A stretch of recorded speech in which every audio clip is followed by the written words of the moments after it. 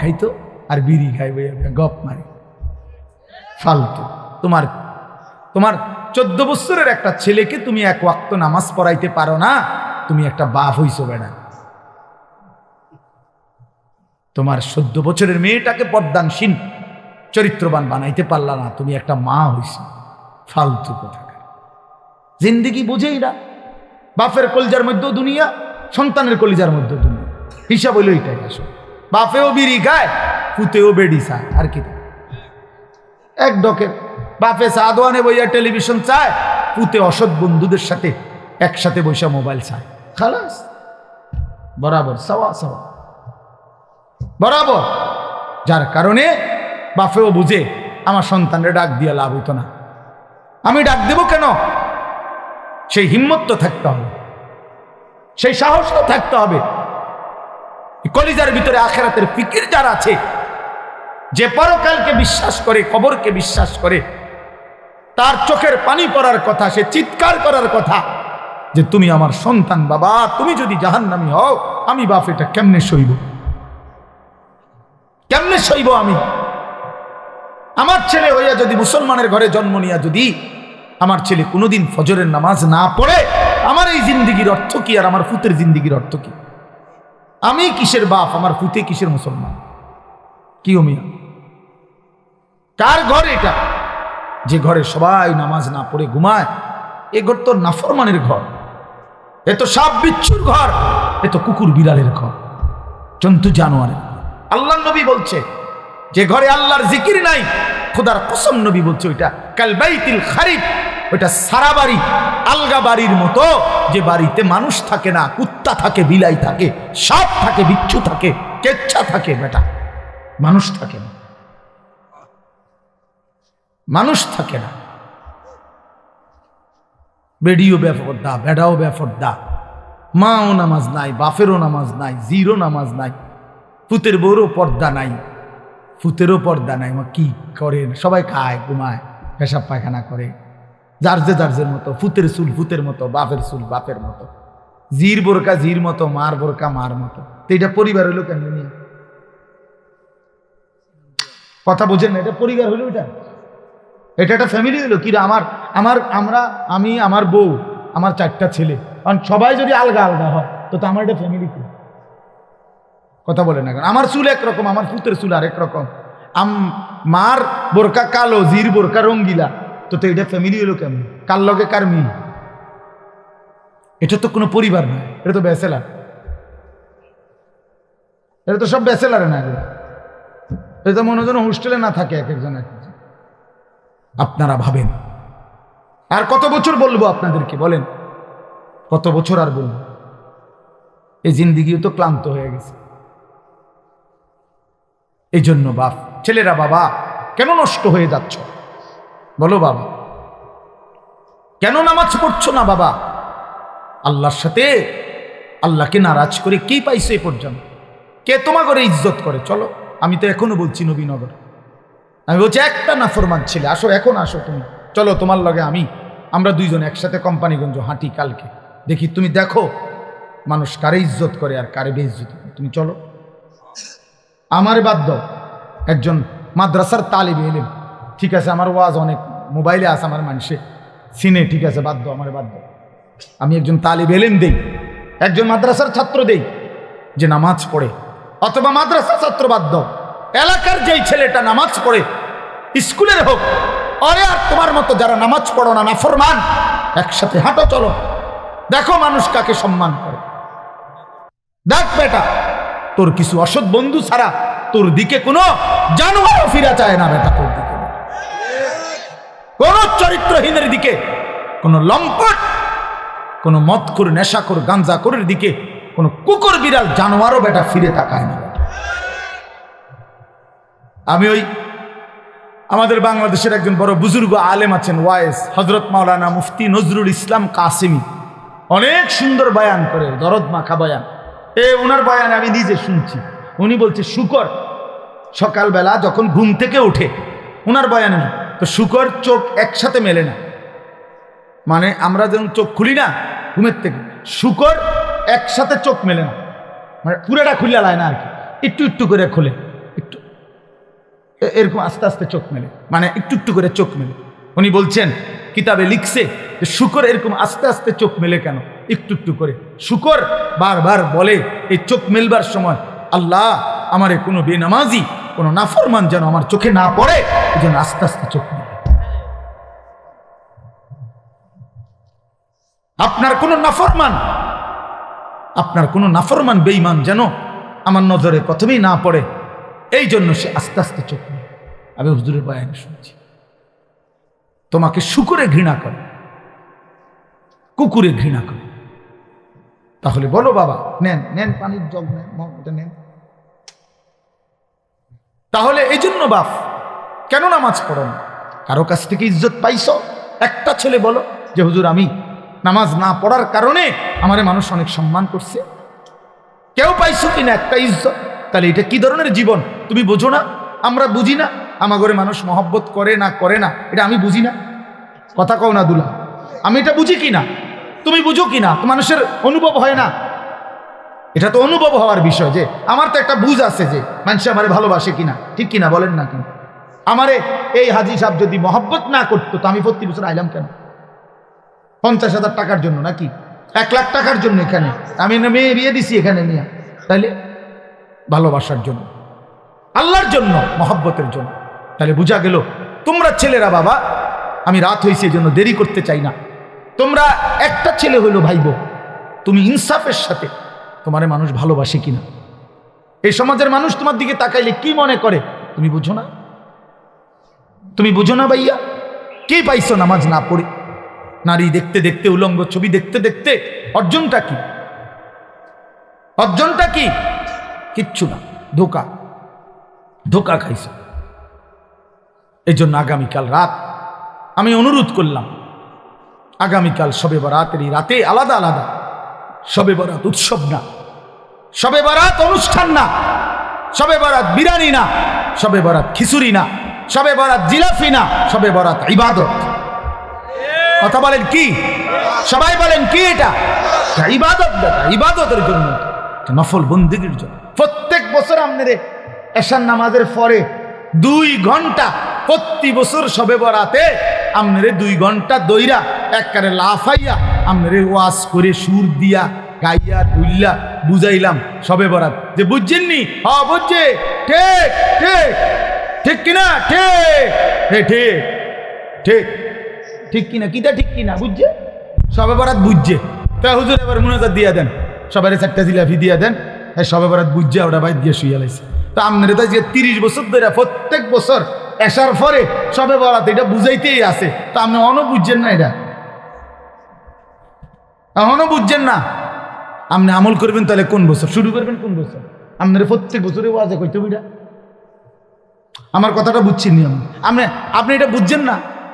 তো এটা না বুঝার কি আছে? বলেন চাচা, এটা না বুঝার কি আছে? সহজ কথা যে সন্ধ্যা থেকে নিয়ে ফজর পর্যন্ত আপনি আল্লাহর ইবাদত করবেন, ঠিক আছে না কথা?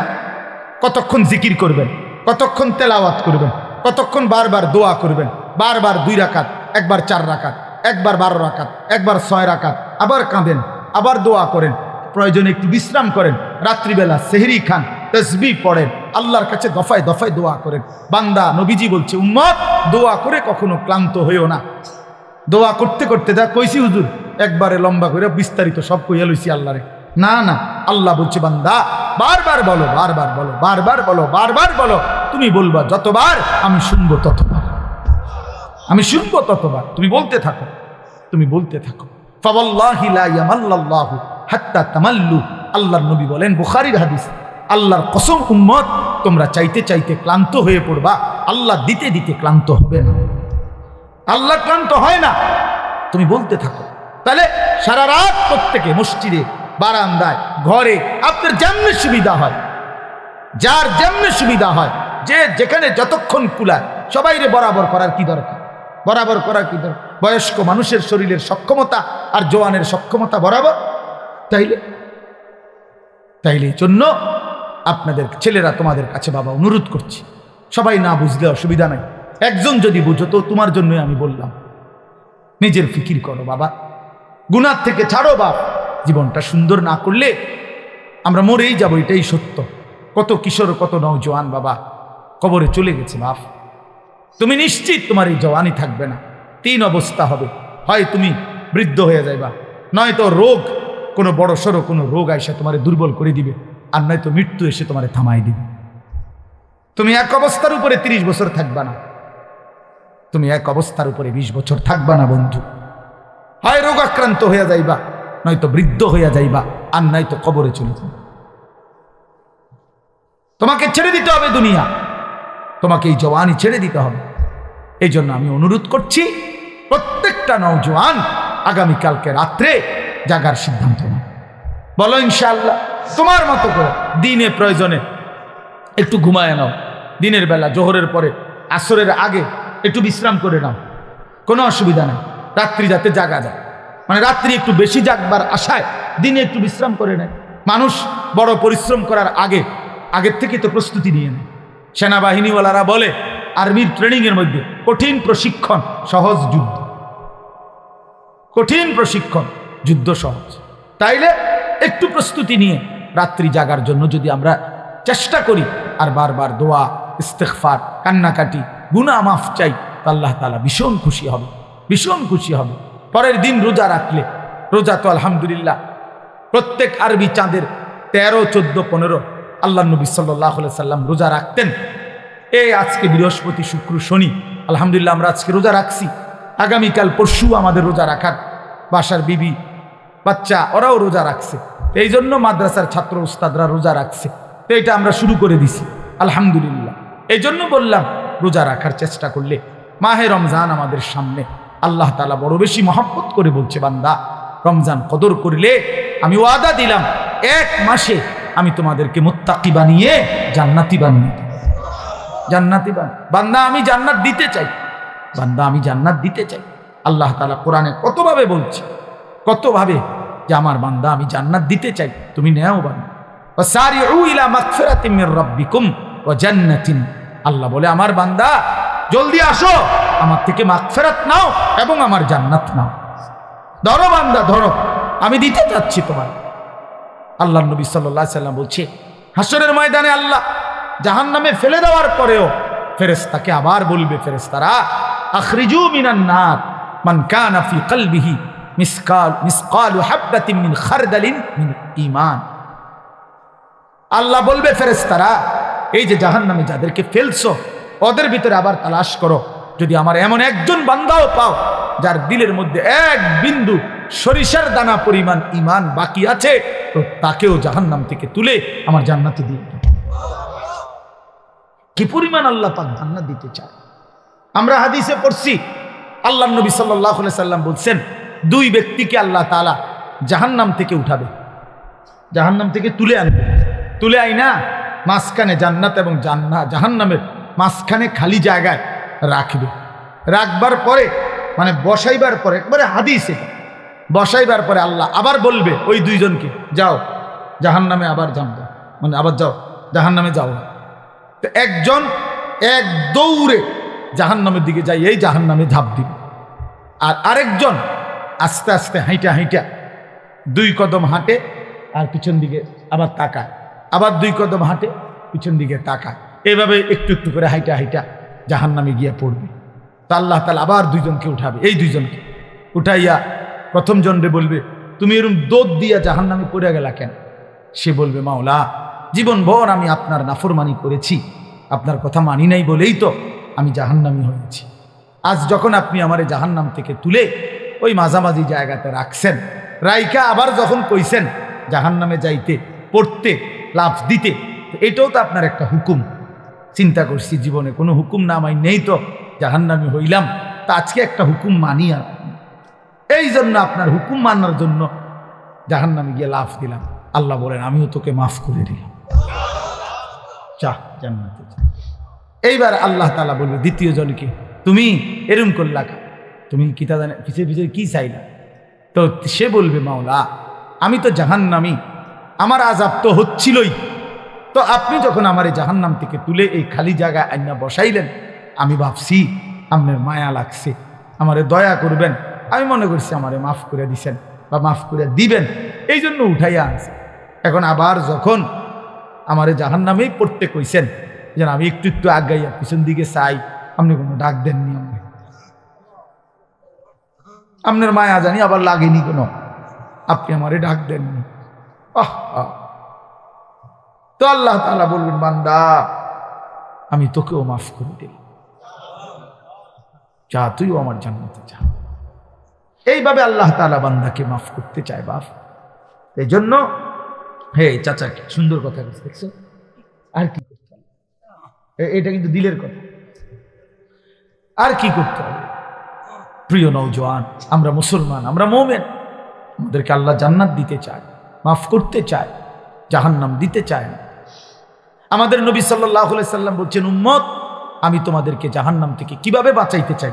নবীজি একটা উদাহরণ দিয়েছেন, ওয়া আনা আখিযুম বিহুজাজিকুম। আপনার দিকে আসেন, একটু আগে এনে বসেন, আগে বসেন। মানে কেউরে যদি আমি ফিরাইবার জন্য যে হাতে ধরে বললাম, ভাই আয়ালাও তুমি যাইও না ওইদিকে, তো সে বলে টান দিয়ে হাত ছাড়াইয়া ফেলল, বুঝেন নাই? এবার আমি তারে বললাম যে ভাই কাঁধে হাত দিয়ে, ভাই ভুল করো না, আগুনের দিকে যাইও না, আও তুমি ফিরে আসো। তো সে আমার হাত কাঁধের থেকেও আপনার সরাইয়া ফেলল, সরেন মেয়ে, আমারটা আমি করুন, আপনার কি? তো আমার হাতে ধরা হাতও কি করে দিল, ছুড়ে দিল, ফেলে দিল, কাঁধে রাখা হাতও ফেলে দিল। এবার আমি যদি তার কোমরে জড়াইয়া ধরি যে না ভাই আমি আপনার আগুনে পড়তে দিব না, আমি বাইচা থাকতে আপনারে জাহান্নামে পড়তে দিব না, আপনাকে বরবাদ হতে দিব না, আমি কোমরে জড়াইয়া ধরেও যদি টানাটানি করি, এবার সে চাইলেই আমার থেকে ছুটাটা তার জন্য কঠিন, কঠিন না? মানে কোমরে জড়াইয়া ধরলে ছুটা আলগা হওয়া কঠিন কিনা? এই আল্লাহর নবী কসম বাবা, নবীজি বলছে, উম্মত আমি তোমাদের প্রত্যেককে চাচ্ছি এইভাবে কোমরে জড়াইয়া ধরে ধরে জাহান্নাম থেকে বাঁচা। ওয়া আনা আখিযুম বিহুজাজিকুম।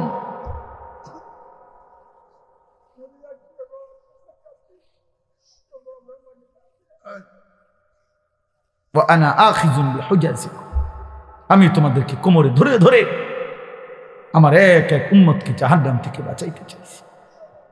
এবার ভেবে দেখো ভাইয়া, তোমার জন্য নবী কত কাঁদছে, কতটা ফিকির করছে।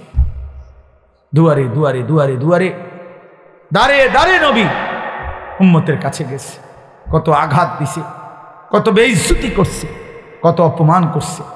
তায়েফের রক্ত ঝরাইছে, পেটে 2টা পাথর বাঁধছে, দান দান শহীদ করে উহুদের ময়দানে পড়ে রয়েছে। হ্যাঁ,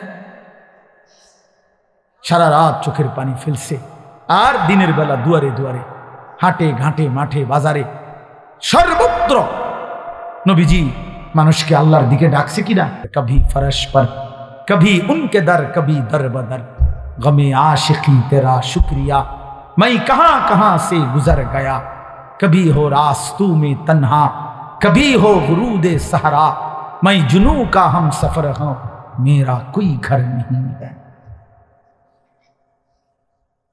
নবী যেন এটা বলতেন, কখনো উপরে, কখনো নিচে, কখনো অন্যের দ্বারে, কখনো দুয়ারে দুয়ারে, আল্লাহর রাস্তায় প্রতিটা দুঃখ বেদনা, প্রতিটা আঘাত, মাওলা তোমার শুকরিয়া, তোমার জন্যই শুয়েছি।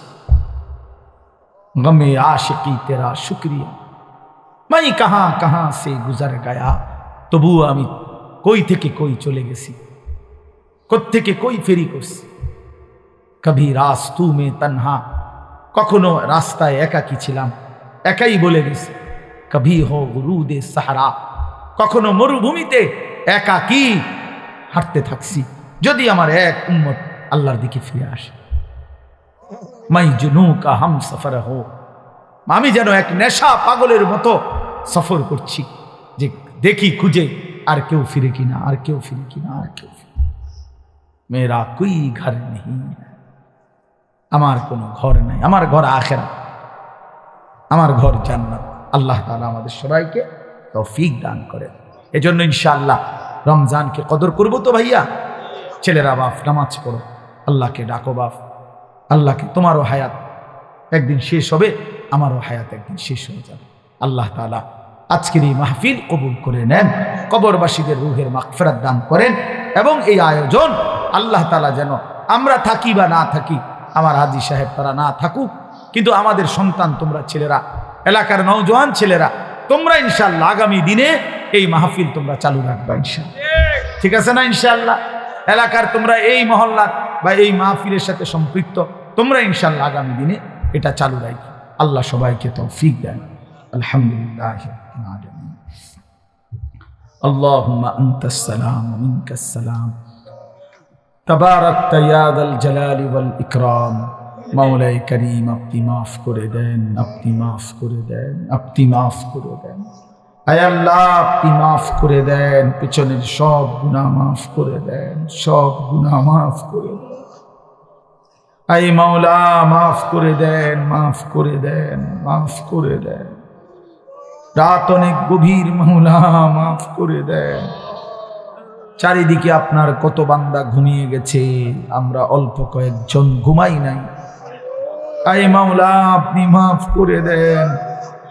আল্লাহ আমাদের গুনাহ অনেক বেশি মাওলা, এজন্য ঘুম যেতেই ভয় হয়, চোখ বন্ধ করতেই ভয় হয়।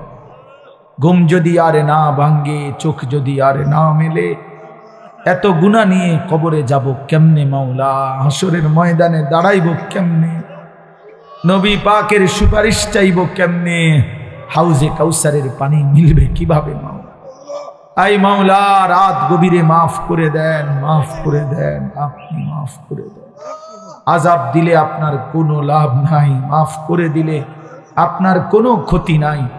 মাফ করলে আপনার কমবে না, মাফ না পেলে আমাদের উপায় থাকবে না। আপনি ছাড়া আশ্রয় নাই, আপনি ছাড়া ঠিকানা নাই। আপনি তাড়িয়ে দিলে আমরা কোন দুয়ারে যাব মাওলা? আপনি ফিরায়া দিলে ভিখারি যাবে কোথায়? আমরা যে আপনারই গোলাম, ভুল করেছি তো আপনার কাছেই করেছি, এখন আপনার কাছেই ফিরে এসেছি মাওলা। রাত গভীরে তওবা করলাম, আপনি মাফ করে দেন, আপনি মাফ করে দেন, আপনি মাফ করে দেন, আপনি মাফ করে দেন। হাসবুনাল্লাহু ওয়া নি'মাল ওয়াকিল, নি'মাল মাওলা ওয়া নি'মান নাসির। লা ইলাহা ইল্লা আনতা সুবহানাকা ইন্নী কুনতু মিনাজ জালিমিন, ইন্নী কুনতু মিনাজ জালিমিন। রব্বানা যালামনা আনফুসানা ওয়া ইন লাম তাগফির লানা ওয়া তারহামনা লানাকুনান্না মিনাল খাসিরিন। রব্বানা আতিনা ফিদ দুনিয়া হাসানা ওয়া ফিল আখিরাতি হাসানা ওয়া কিনা আযাবান নার। রব্বিরহামহুমা কামা রব্বায়ানি সগীরা। আল্লাহ মাকে মাফ করে দেন, বাবাকে মাফ করে দেন। কত লক্ষ মাইল দূরের খবর মোবাইলের মাধ্যমে 1 মিনিটে নেওয়া যায়। আল্লাহ চোখের সামনে কবরস্থান মাওলা, কিন্তু একটা বারও জানলাম না মা কেমন আছে মাওলা, আমার বাপ কেমন আছে কবরে জানি না মাওলা। আপনি বাপের কবরে আযাব দিয়েন না, মায়ের কবরে আযাব দিয়েন না, মারে কষ্ট দিয়েন না, বাপরে কষ্ট দিয়েন না। আব্বা আমার কবর নূরে নূরে ভরপুর করে দেন, আব্বা আমার কবরের আযাব মাফ করে দেন। আল্লাহ সমস্ত কবরবাসীদেরকে মাফ করে দেন, কিয়ামত পর্যন্ত কবরের আযাব মাফ করে দেন। কবরগুলোকে জান্নাতের টুকরা বানিয়ে দেন, কবরে আর জান্নাতে সংযোগ করে দেন। আমরা যারা বেঁচে আছি আমাদেরকে ঈমান আমল দান করেন, ইজ্জত আফিয়ত দান করেন, তাকওয়া তাহারাত দান করেন, হিম্মত ইস্তেকামত দান করেন। সেজদাওয়ালা কপাল বানিয়ে দেন, কাঁদনেওয়ালা চোখ বানিয়ে দেন, জিকিরওয়ালা জবান বানিয়ে দেন, মোহাব্বতওয়ালা দিল বানিয়ে দেন, বন্দিগিওয়ালা জিন্দিগি বানিয়ে দেন। আল্লাহ আগামী জীবন কাজে লাগাবার তৌফিক দেন। আল্লাহ কলিজার সবটুকু দিয়ে ফরিয়াদ করি, রমজান পর্যন্ত হায়াত ভিক্ষা দেন। রমজান দেখা যায় মাওলা, রমজান শোনা যায় মাওলা। আপনি রমজান পর্যন্ত হায়াত দেন, রমজানকে সামনে রেখে এতটা কাছে এনে কবরে দিয়েন না, আপনি বঞ্চিত কইরেন না, মাহরুম কইরেন না। আল্লাহুম্মা বারিক লানা ফি রাজাব ওয়া শাবান ওয়া বাল্লিগনা রমাদান ওয়া বাল্লিগনা রমাদান ওয়া বাল্লিগনা রমাদান। আল্লাহ আমার বাবা চাচাদেরকে মাফ করে দেন, আমার জওয়ান যুবক ছেলেগুলোকে মাফ করে দেন। আল্লাহ আমার যুবক ছেলেগুলোকে মাফ করে দেন, আমার সন্তানদেরকে মাফ করে দেন, আমার ছোট্ট ভাইদেরকে মাফ করে দেন, নামাজি বানিয়ে দেন, ছেলেগুলোকে নামাজি বানিয়ে দেন, চরিত্রবান বানিয়ে দেন, আখিরাতের ফিকির দান করেন, কবরের আযাব মাফ করে দেন, জাহান্নাম থেকে বাঁচিয়ে দেন, জান্নাতওয়ালা বন্দিগি করার তৌফিক দান করেন। আল্লাহ সমস্ত কবরবাসীকে মাফ করে দেন, আল্লাহ মাফ করে দেন। যে যাকে হারিয়েছি মাওলা প্রত্যেকের কবরবাসীকে মাফ করে দেন, মাফ করে দেন। আমরা যারা বেঁচে আছি আমাদেরকেও মাফ করে দেন। এই মাহফিল খানা কবুল করে নেন, আগামী দিনও কায়েম দায়েম করে দেন। আল্লাহ আমরা থাকি বা না থাকি মাহফিল যেন টিকে যায়, মাহফিল যেন থেকে যায়। আল্লাহ অসুস্থ বিমারি যারা শিফা করে দেন, কামাই রুজিতে হালাল বরকত দান করেন। আল্লাহ আমার হাজী সাহেবকে কবুল করে নেন, আল্লাহ আমার মুর্শিদ ভাইকে কবুল করে নেন, আমার আলম ভাইকে কবুল করে নেন। আল্লাহ বাকিদের অনেকেরই নাম তো আমি মনে নাই, কিন্তু চেহারায় তো চিনি মাওলা।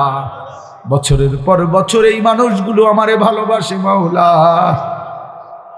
আমি এদের ভালোবাসার কোনো মূল্য দিতে পারি না। আল্লাহ আল্লাহ হাফেজ আলেম সন্তানদেরকে বানিয়ে দেন, অসুস্থ বিমারি যারা শিফা করে দেন, প্রত্যেকের কামাই রুজিতে হালাল বরকত দান করেন। বিদেশের জমিনে প্রবাসে যারা আছে আল্লাহ সহি সালামতে নিরাপদে রাখেন মাওলা। এই মাহফিলে যতজন দান সদকা করেছে সকলকে কবুল করেন, প্রত্যেকের নেক মাকসাদ পূরণ করে দেন। যে যত মাকসাদে দোয়া চেয়েছে সকলকে আল্লাহ কবুল করেন, মঞ্জুর করেন, মঞ্জুর করেন। আল্লাহ আমার দেশকে নিরাপদ করে দেন, আমার জমিনকে নিরাপদ করে দেন।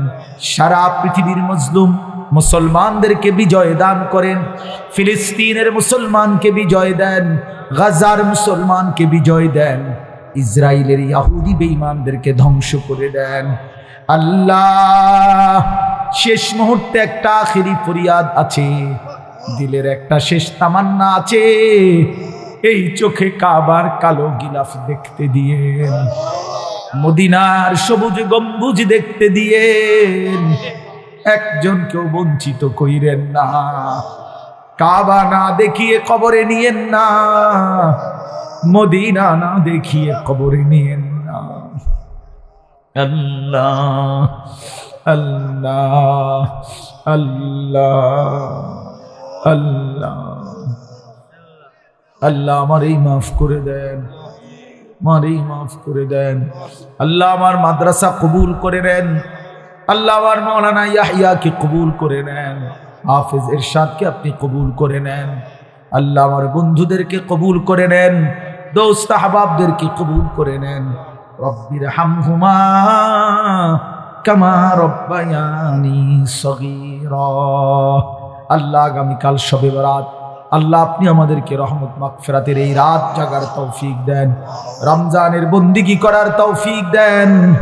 আল্লাহ ছেলেগুলোকে কদর করার তৌফিক দেন। সুবহান রাব্বিকা রব্বিল ইজ্জাতি আম্মা ইয়াসিফুন ওয়া সালামুন আলাল মুরসালিন। আল্লাহ তাআলা বলেন, এই ছেলে কি সমস্যা দোস্ত? অপদার্থ কোথাকার বেটা, উঠে যাও এখান থেকে। এই যে এই টুপিওয়ালার পিছনের ছেলেটা তোমারে বলছি, কি মনে করছো আমি দেখি না?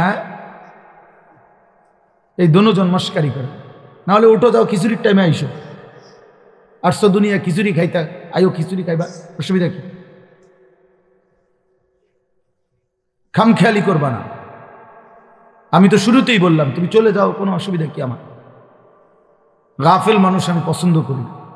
আমি তো আজকে নতুন আসছি নাকি এখানে, আমার এই একটা মাহফিলেই শুধু, যেটা এত লাগাতার মাহফিল, আমার মনে হয় না আমার গত 2-4 বছরের ভিতরে কোনো মাহফিল এতটা ধারাবাহিক মাহফিল আমার এই হাজি সাহেব, আমি এই বেচারার কথা ফেলতেই পারি না কেন জানি, এই একটা বড় মুসিবত আমার।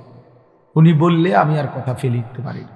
আমার আজকে ডেটটা আমার শায়েখের খানকা ঢালকানগর ঢাকা যাওয়ার কথা। উনি যখন আমার বলছে, তাই বলছি ঠিক আছে আমি যাইতাম না। আমার এরশাদ ভাই উনি বলছে হুজুর ওনার মাহফিল দিতেই বসে যাবে। এখন আসছে এরশাদ ভাই আমাদের সাথে। তা এই একটা সাংঘাতিক ভালোবাসার বিষয়। যাই হোক, তো বলতেছিলাম মঞ্জিল চিনা, গন্তব্য চিনা, টার্গেট থাকা, লক্ষ্য থাকা, এটা সুস্থ স্বাভাবিক মানুষের পরিচয়।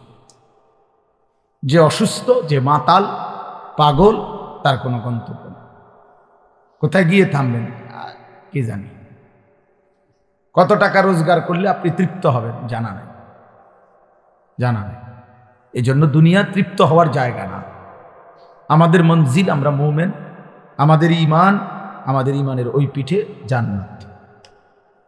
আমরা মুসলমান, আমরা মুমিন, অতএব আমাদের গন্তব্য জান্নাত। মুমিনের গন্তব্য মূলত কোথায়? জান্নাত।